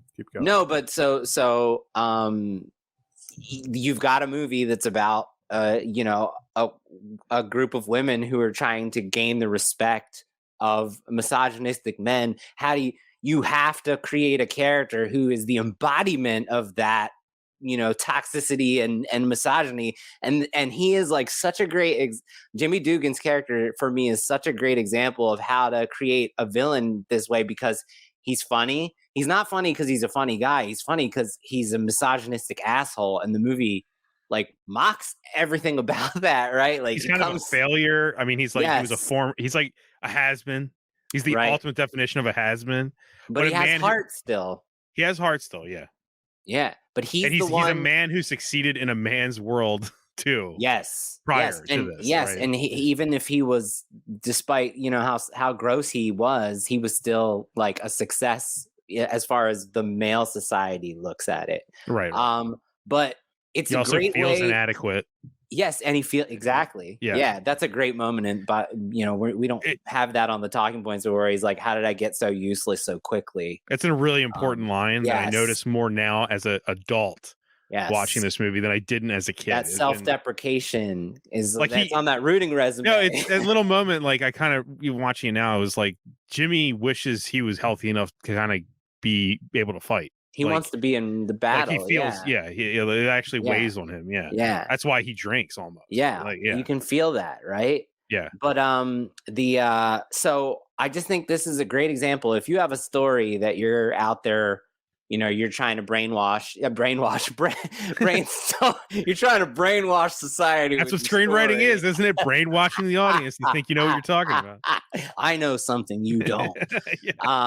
But no, if you're brainstorming and you have a story where, ultimately society is the villain, this is a great movie to learn from, because the movie sort of helps us feel, even though we do get the many faces. Like Lowenstein is another great example. Like Lowenstein at the start, he's the guy who's running the league. He's the guy who's going like, if you can't play wearing a skirt, there's 38 women on the bus who will wear a swimsuit if I ask them to. So he's misogynistic. He's fitting that, he's a face of that. But the women change him, and he gains their respect, and he starts to see them as people. Like, he humanizes them, because they're all dehumanized when it starts. They're just quote unquote girls in skirts. But the way that the movie gives us all these growing pains for Jimmy Dugan's character, showing him change, it helps us understand that the world is changing, and he puts a face on that societal ill. And through Jimmy's eyes, we can feel that the society as a whole is changing as much as he is. So it's just a great example of that. And he again, accomplishes something that just putting more people in the stands can't totally accomplish. Right. From a storytelling standpoint. Yeah, right. From a storytelling point. Yes. It's like the crowd is like a cherry on top of what we're experiencing with Jimmy, right? Through Jimmy. Yeah. So anyway, it was just, it stood out to me. I was like, wow, this is Nurse Ratched, but it's funny. Like, he functions just like her. Nurse Ratched is hilarious. What are you talking about? We're gonna get to that episode someday. Oh, hell, that's on my list. I know, man. I'm pumped about it. But anyway, so and I just, it made me think of Jamie, and I always feel like sometimes I mislabel this term, so correct me if I'm wrong, but this made me feel like the team itself was functioning story-wise like the Arc of Awesome. Because like after I was like, oh shit, like he's putting a face on the misogyny and the societal ill, that means that like the team itself is an Arc of Awesome. They're like one big character who's changing the world, for they have the power. That can be defined through the radio program that talks about the danger to femininity, and if women what are men going to be coming back to with these women when they come home from war. That like shows you like a woman is saying that. Right. That's how that's how broken the world's moral compass is at this point in history. So anyway, are they still functioning pretty like relevant? Awesome, Jamie? Yes, still pretty, like 50% of this country. Oh. No, I think it is like an Arc of Awesome in some ways, and Dottie, it's funny because all the characters, like I said, they all have their mini arcs, and I think they're all related to, the discrimination of women at that time in a little way. Whether it's somebody that couldn't get married and they do get married or something like that. Yeah. Whether it's Dottie putting her dreams on hold for her husband or something. I'm not sure exactly how Kit's relate, because it's sisterhood kind of stuff, but I'm sure it does. I'm sure. Well, I think they set up that like she's not viewed to be, they call, John Lovitz calls Gina Davis a dolly, quote unquote, right. And dehumanizes Kit. And by the end, Kit has made a name for herself through her efforts, her talent, and her performance. Her looks are irrelevant. The misogynist society recognizes Dottie's merits more than Kit. Right. Just because of her looks, yes. Just because Whereas of her by looks, the end, Kit doesn't matter. Her looks are irrelevant to the cheering that happens in the end for her. It's her merit. It's her performance. Yeah. And then Jimmy's arc, he respects them more and their skills and everything, and who they are as people. So all of them have these little mini arcs based on what you're saying, the team arc, which is kind of the Arc of Awesome. Yes, that's part of it. So I got that right.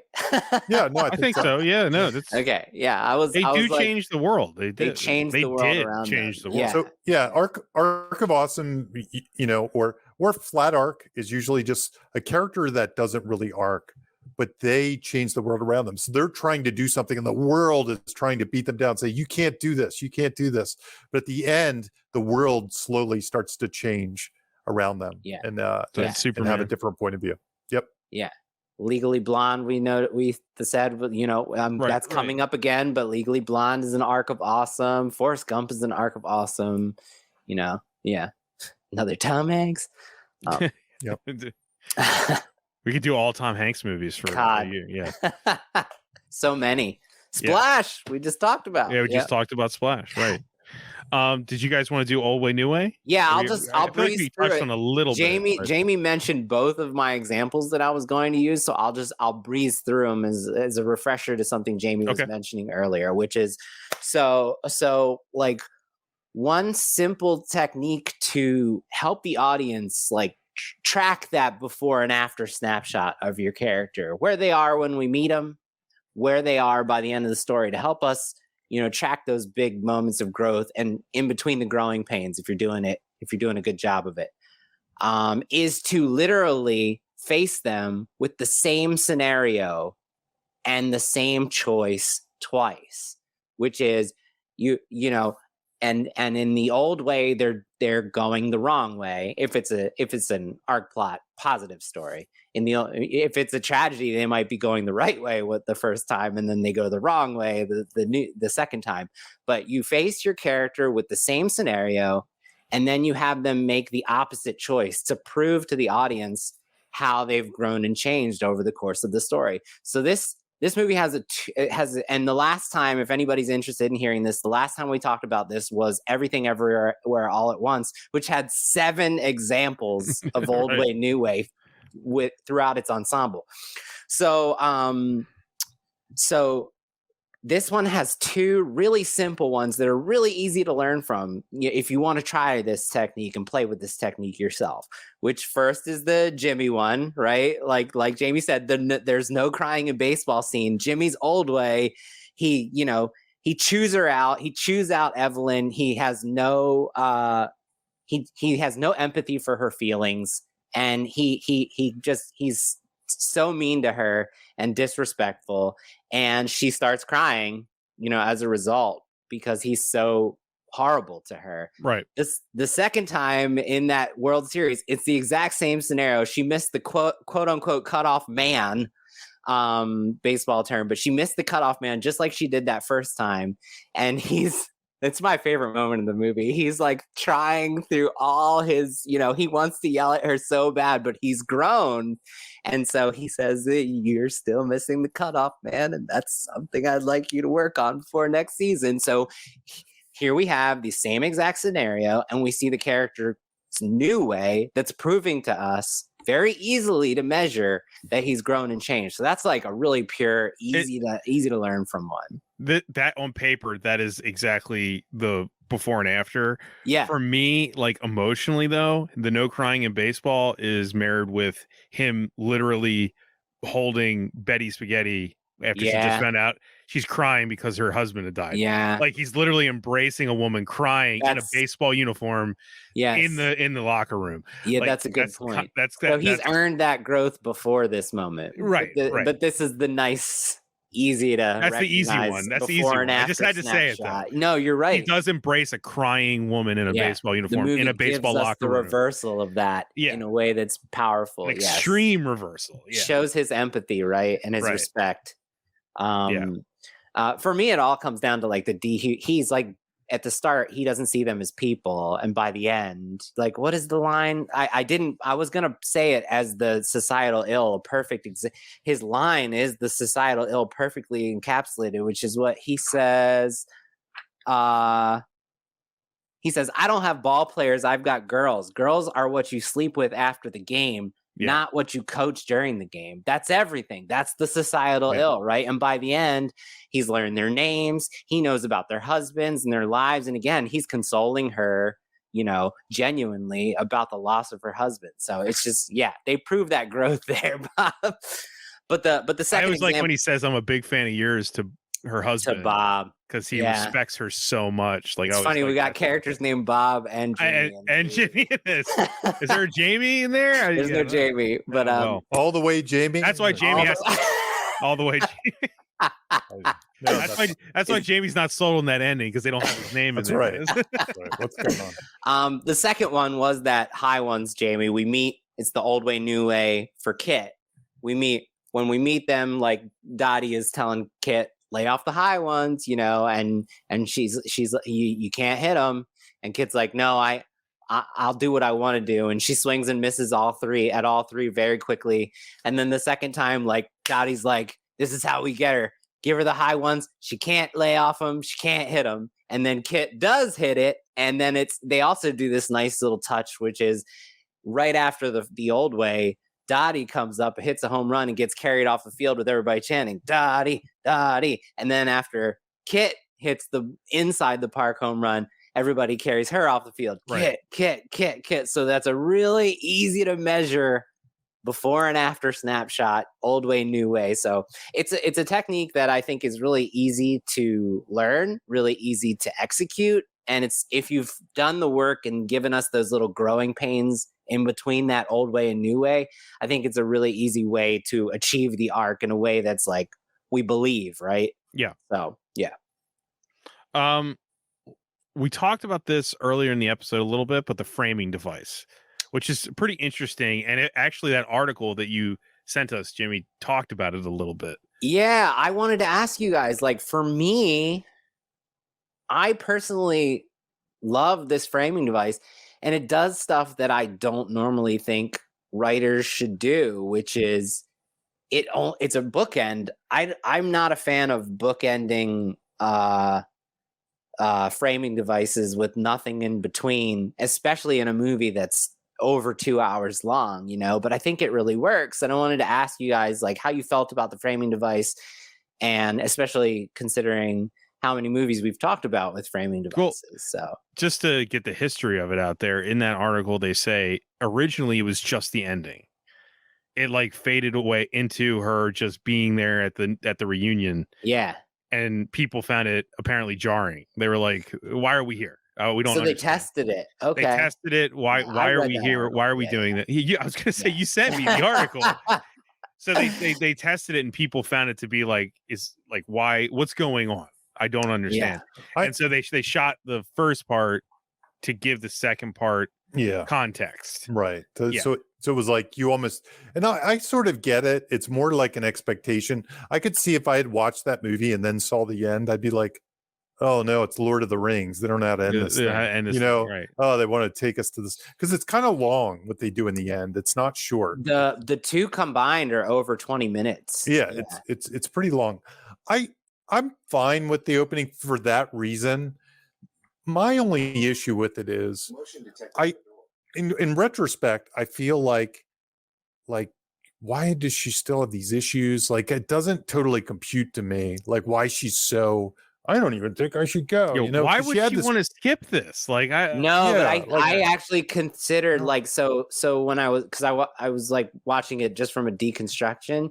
I never felt this way when I was younger, and it was beloved to me. But now I'm understanding. I think at least the purpose of that, they made it do more than just not confuse the audience. I think Dottie actually is still dealing with the same issues, internal conflict, in the first part of the epilogue, and we are watching her as she returns to the Hall of Fame. When she starts, we're watching her reflect on her experience, and then by the end of reflecting what we've just experienced, we're sort of experiencing it with her, right? She's reliving it, but we're seeing it for the first time. She gains self-respect that she didn't have before she has a reunion at that Hall of Fame. So even all these years later, she's a mother. She literally says like this didn't matter, right? It wasn't important. And then we cut to years before and we see the whole story, and it's almost like we're seeing her understand finally that because her daughter's like, when are you going to realize this was something special? I feel like that's very intentional, like from a writing standpoint. Go ahead, Jamie. My issue with that is the reason I don't buy into that quite, and why I think it's just kind of redundant a little bit. Gotcha. Is because she does show up to the World Series, and that's a big moment. Does. Like she comes shows back, up to that, so she realizes this is important. I have to be here, and her husband's even there, so he gets it. I just don't buy that she's still in this like. Good call. I don't know. Jamie, that's where I'm. Jamie, let me add something to explain the hesitancy. Maybe is I think it has more. Like Jamie, what you said, I dig, but I think it's more because of her sister. I think there's a hesitant. We don't know that their history and what happened in the interim years. I think that there has been bad blood between them all these decades, and they don't say it in dialogue in the beginning. But I think her hesitancy is facing Kit essentially, and them having. And I wish there was a little bit more. Yes, listen to that. Good. But facing Kit in the Hall of Fame, where their pictures are all up, and having to deal with it in that way between the two of them, because the whole movie's about the two of them. Yeah. So why shouldn't this framing device be? So again, the only issue I have with that is the sister even Aunt Kit's going to be there, and she doesn't like. I know that's I don't want to see her. I was all you need. I'm like, no. They might have seen each other. Her daughter is actually using a selling point that Aunt Kit's going to be there. You know, you wouldn't say if you hated or never spoke to, you wouldn't be like. Guess who's going to be there? Guess who's going to be there? Jamie, they could have seen each other. They could have seen each other many years. Can you imagine, like that family member that drives you crazy? But that's the thing is they could have been seeing each other in those decades, but they kind of never. They never addressed this as a thing. And they finally, it's healing. It's just not set on screen. I think if you were going to set that up, the way to do it, and honestly, that's probably like when I was watching, I was like, what would I do in this scenario? How would I set it up? It's probably like I'm sure Aunt Kit will be happy to see you, and it's like I wouldn't be sure about that. I planted just that little bit would have been great. Yeah, just a little bit, like that's what I'm worried about or whatever. Because the other thing I think they could have done with this prologue, and I'm fine with the prologue because I actually think they were right. In the end, would have felt really weird to me. Yes. There's another prologue like this that I don't like, which is Saving Private Ryan. I'm not a fan of that prologue, even though there's something weird in execution about the Saving Private Ryan. Well, it's because it's a flashback that he wasn't there for. Like most. It's weird. It's weird. It's weird. It looks weird. There's just weird. The actors, I don't quite. It's just anyway. That's another movie. We'll do that one day. I love that. I love that framing device. So I'll disagree with you when we do it. Okay. Yeah, I wasn't a big fan of that, and this one reminds me of that. It reminds me of that one in some ways. This one's a little bit more epic in some ways because it's longer. But what I would have probably done with this was planted this weird mystery. And I guess that's what it does. Like, why doesn't she love this thing? Like, why isn't I think she it happy? does plant the mystery. And then we reflect on it with her and we realize like she realizes as we realize, like, no, I didn't have something to be. And I should respect myself for this. So watching, I'm almost waiting for the horrible thing to happen. Like what is that horrible thing that happened at the end of the World Series that now needs to be repaired? And I don't get that. What it felt like to me while I was watching it is like Fabelmans, where they were telling like his whole internal struggle was I can't follow my passion and have a family. And that was the whole back and forth. And that's exactly what Dottie is battling, which is the patriarchal view of her is that she's battling the patriarchal programming, right? Like you cannot be a baseball player and a mother and a wife, right? Like and I think the movie, like the reflection of the past that we see her watch is showing her like, no, like this was special and you doing both was important. And I don't know that I absorbed that from it and I didn't go into it expecting to feel that way. So I think the movie trusts us puts a lot of trust in it the audience does. to come And up it's with unconventional. look at how we talked about the ending of the ball. ball ending. Yeah, there's I think there's a little bit of ambiguity sprinkled throughout this movie, and I like that. I think that's personally do like unconventional. that. It's not a cheeseburger in that way. Yeah, again, real life is like that opening framing device. Like there are people maybe that are kind of secretly proud but won't admit to it and don't want to be fussed over and don't really want to leave their house because we've all been to too film much effort. festivals, right? Absolutely. We've all been to film festivals where we had to get up in front of people after our film showed, right?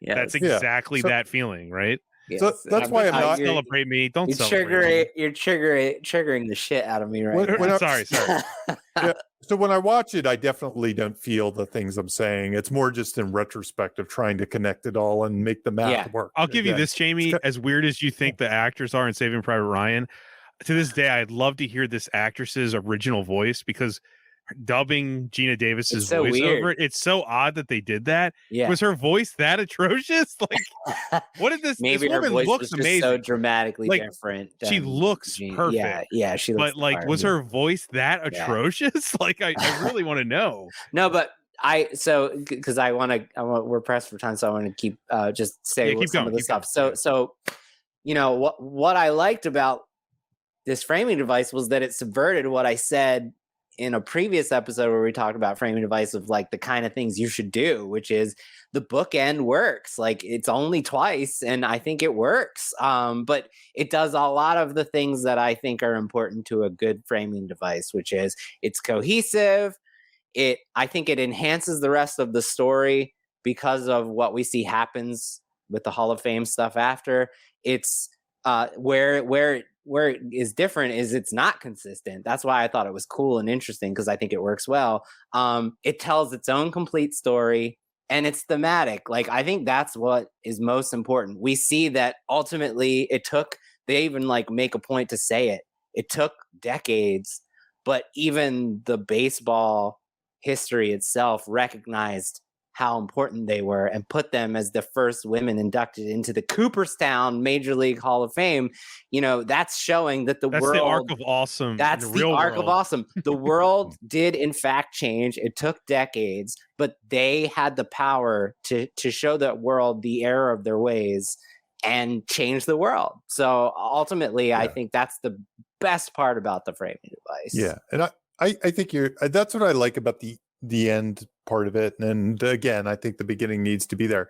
It does connect to the real life stuff and that this was important. And much in a way, I think Saving Private Ryan was doing the same thing in its own way. But yeah, and it's important that we know that. You know, the other interesting thing about this framing device is it's a completely different tone than the rest of the movie in some ways. It's almost like a different movie. It looks different. Well, it's a little dour, you know. Jimmy, it shows the death of people. It talks, you know, Jimmy's dead and Stillwell's there, and you know his mom's dead. That's Evelyn. It's a little different. Yeah, it's kind of the equivalent of what some movies you want to see like that little scroll in the end of where they all went and stuff like that. Like this person went to this. And I would have loved to seen about the players. Yeah, this was kind of the visualization of that because these people weren't real, but there were real people. They were inspired by real people. It was kind of a way to make it work that way without working that way. Because if they had said Dottie went on to be such and such, you would have been like, that's cheesy. Dottie didn't exist. You know? Dottie's not real. All the way May got married, you know. Like, it's not. Yeah, it would have been like, I'm not buying that. But so this was a way to, because when they were in the thing, like my wife was watching it with me, and she was like, "I bet these are all the real people," and I'm like, "No, they're all fake." You know, it had that feeling like it was the real people because they look like real people. You know what I mean? They didn't look I bet like the players were though during the credits were all the real people because during the credits. Yeah, I think they are. Yeah, it's cool. Yep. Really cool. Yeah. No, I think that the ending also just reminds you about the reality of it. Mm-hmm. You know what I mean? If it ended on just the inner story with no framing device, it would feel less like a historical piece. I agree. Yeah. You know? Yeah. It does a great job of reminding us. Yeah, right. Yes. I don't think we need to talk about the last thing that was on there. I think we're good. I mean, if you want to. I mean, I'm just curious as to what it is. Oh, okay. So- Yeah, I don't actually know what that means. There's I have one about, big change. you can do it in 2 minutes. Okay. So the Rolling Stone article, for anyone out there, there's a great article interview with the two screenwriters celebrating the 30th anniversary of Rolling Stone. So obviously it's an old article, but and they talked about how I have a quote back and forth with them. So originally, and they wrote it and shot it, Tom Hanks and Gina Davis's characters, Dottie and Jimmy, were supposed to have a romantic storyline. That's right. Yep. And they said there was going to be this is Gantz says there was going to be a romance between Jimmy and Dottie. We kicked that to the curb. And Mandel says, we shot the romance stuff, but it just tainted the movie. It was predictable. We wanted to take the high road. Gantz says, it felt like, well, we have Tom Hanks and we have Gina Davis. We need to do something with that. But it was obligatory. And as Babalu said, it was a waste of time. And then Mandel says, her husband is overseas fighting a war. No, we can't do it. The thought of it being in the movie makes me want to start drinking. Like, that would have undercut all That's a that really respect good part. interview response, by the way. Yeah, it's God, great. It's a fantastic interview.